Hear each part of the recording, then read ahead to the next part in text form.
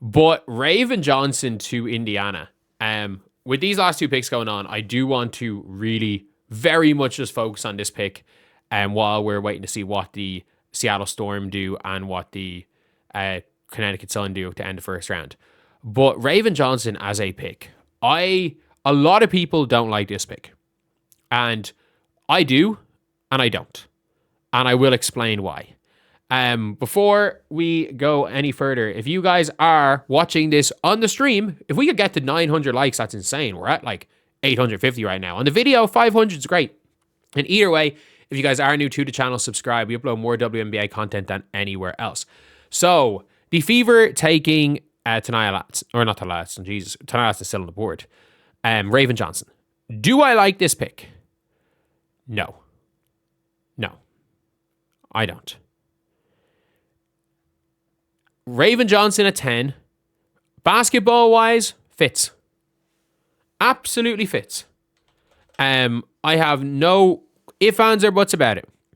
Now, basketball-wise, Raven Johnson to the Indiana Fever fits. I think Nell Angloma is the better pick. Fit-wise, basketball-wise, everything-wise. I think Nell Angloma is the better pick because I think Nell Angloma is exceptional. I had her projected going 7. I really would have wanted the Fever to have taken Nell Angloma. That being said, the Indiana Fever, one of their weaknesses short term is that perimeter defense. They do not have a stopper, and Raven Johnson becomes that day one. She is the best defender on this team on the perimeter day one. She might be one of the 5 best perimeter defenders in the league on day one. So, I really don't dislike this from a basketball fit. I think Raven Johnson fills a need. I think Fever's size is a little bit, like, the size problem's a little bit overblown because I do feel like they've got strength. Like, you don't just need vertical size, you need big bodies. And I do feel like Damiris Dantas, Aaliyah Boston, and Maisha Hines-Allen combine as they're big bodies. So I don't think their size problem is as bad as people think. I think one of their biggest problems is defense, and that's clearly what they did. Raven Johnson, however, you could see when she got drafted, she looked pissed. I don't think she wants to be a Fever. And we've seen with DeWanna Bonner, I don't think you can survive as a member of the Indiana Fever if you don't want to be a Fever. Like, that's just my opinion here. I think if you have to want to be a Fever. If you don't want to be a Fever, we saw with DeWanna Bonner, it's not going to work. And I don't know if she's not going to want to be a Fever long term. Because you just never know what way these things work out.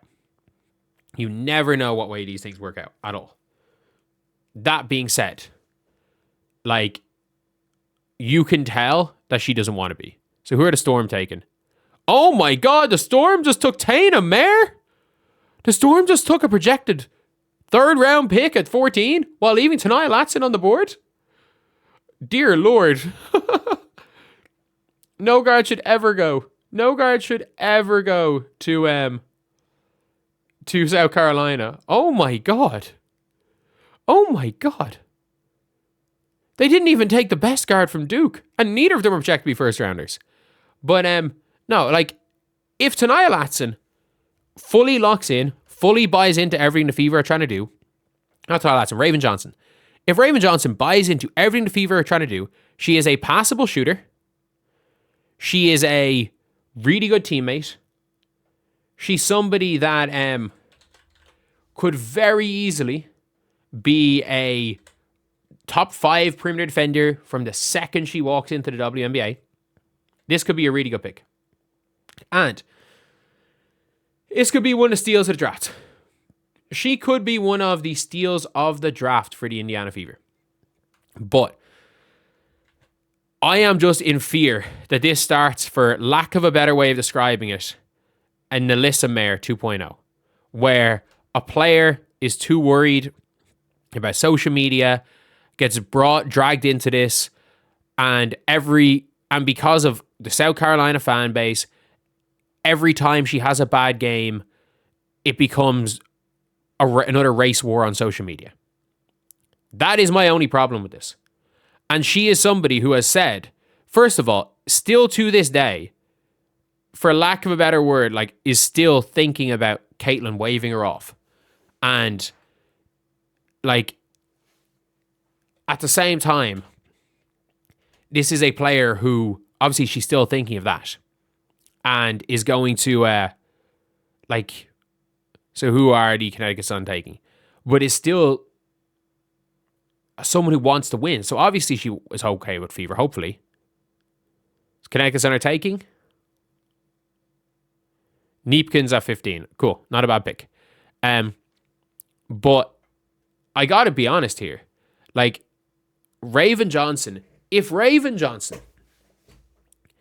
ends up playing to her potential, if she ends up playing defense like she can, and she shoots 32% from three, which she's going to be left open, she'll shoot a decent percentage, and doesn't worry about scoring because she's not a scorer, she could be a really good role player.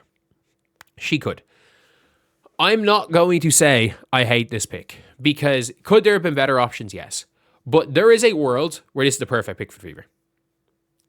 There's a world. There is a world where this is the perfect pick for the Fever. There is also a world where this kickstarts the bullshit race wars every single game on social media, which can be which is frustrating. And one thing I will say is that people are like, "Oh, should the organization not read the room on that?" It is not the point of the organization to prevent bullshit race wars. The problem is that it's going to keep happening. It's going to keep happening. And if she's not 100% able to switch off social media, if she's not 100% able to be like, you know what, screw it, I'm able to completely switch off social media in my head and focus purely on basketball, which is a way easier said than done, by the way. Dewanna couldn't. Dewanna couldn't switch off the outside noise. Nalissa Smith couldn't switch off the outside noise. And we saw Nalissa Smith can play a bit. Dewanna is Dewanna. There are players that can't do it. And if she can't do it, if she can do it, I don't hate this pick. I don't. If she can do it, or if she's unable to switch off the noise, she's going to absolutely be a disaster. And that is a case with anyone. For every single player in this draft, the possibility of the Fever taking them and them not being able to deal with the scrutiny is real. The problem is, because of the waving off Caitlin, what she's been saying, waving off by Caitlin, what she's been saying in interviews, how that has affected her and she's still thinking about it. There's a chance that there's a reason why fans are expecting it to go badly. For everyone worrying that the fans are turning on the Fever, this isn't a risk basketball-wise. I think everybody knows what you're getting basketball-wise with Raven Johnson. I think every single person knows what you're getting basketball-wise with Raven. I gotta say, though,